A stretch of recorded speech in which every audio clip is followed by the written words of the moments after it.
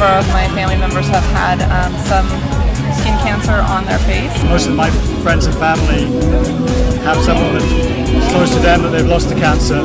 Canary's awesome. We love the organization. We love what it stands for, helping people before it becomes a real problem. I lost a couple of friends to cancer. I have friends who survived cancer, so it's a huge, important cause that is near and dear to my heart.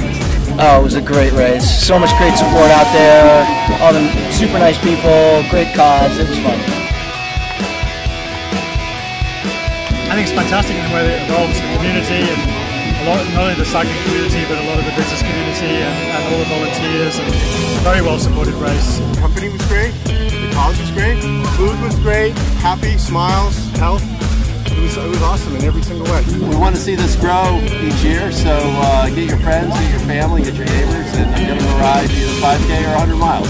If you haven't done it before, next year's the time to get on it and go big with it. Go big with it. Good luck.